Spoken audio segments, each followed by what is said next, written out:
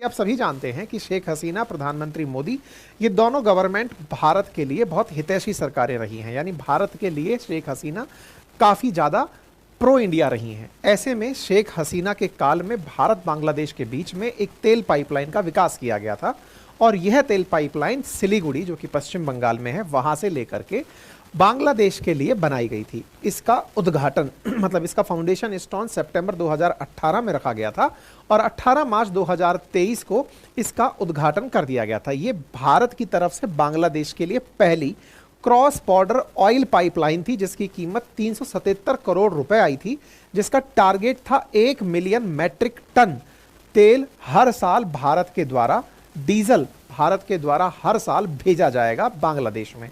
साथियों, यानी कि एक तरह से यह कहा जाए कि भारत बांग्लादेश के बीच में सितंबर 2018 में एक कमिटमेंट हुआ कि हम आपको ऑयल भिजवाएंगे, यानी कि पाइप के थ्रू तेल भेजेंगे, और तेल भेजने के लिए हमने जो कमिटमेंट किया वो 2023 में पूरा भी कर दिया, जिसकी सुर्खी आपके सामने है। ठीक है, India Bangladesh friendship product pipeline इसका नाम रखा गया। यह सिलीगुड़ी से लेकर के पार्वतीपुर, जो बांग्लादेश में है, उत्तरी बांग्लादेश में है, वहां तक के लिए इसको शुरू किया गया था। अब बड़ा इंटरेस्टिंग पॉइंट पहले समझ लेते हैं, फिर हम थोड़ा आगे बढ़ेंगे और इसके मायने समझेंगे।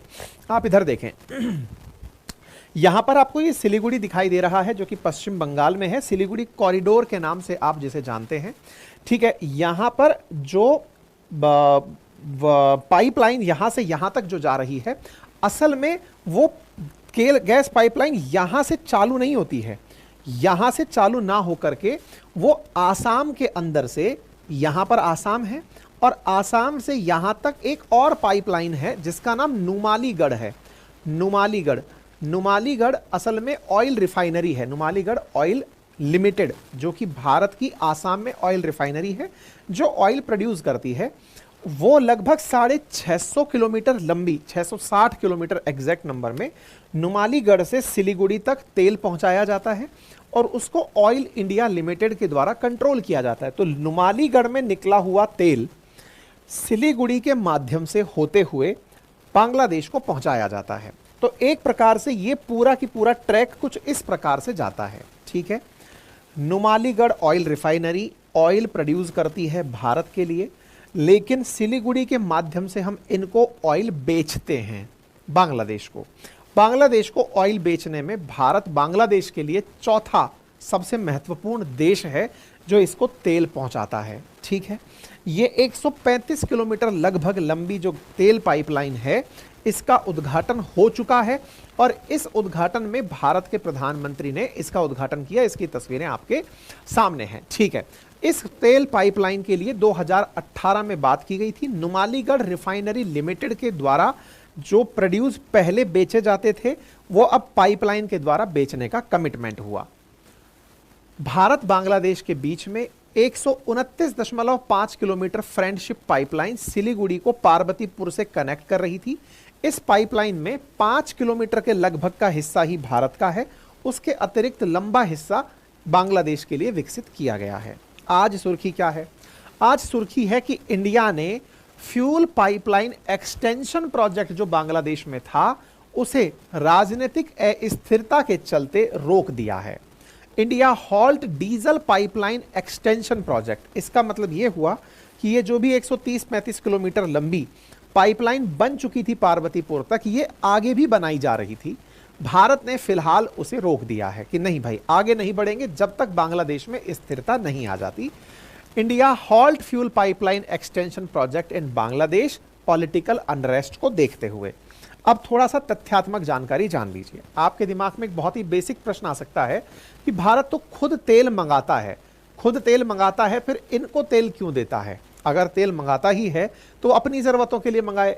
आज हम अपना पार्वतीपुर से निकला हुआ, रुमालीगढ़ से निकला हुआ जो तेल है, उसको इन्हें क्यों दे रहे हैं? असल में हम लोग बांग्लादेश को इस तरह की सर्विसेज देकर उसके मित्र राष्ट्र बने हुए हैं। वो तेल कहीं और से मंगाएगा तो भी उत्तरी बांग्लादेश में पहुंचाने में उसे दिक्कत आएगी, क्योंकि वो लगभग भारत के बिल्कुल किनारे पे बसा हुआ है। ऐसे में अगर वो भारत से तेल मंगाकर अपनी ज़रूरतें पूरी कर लेता है तो इससे भारत के लिए भी विन विन कंडीशन होती है।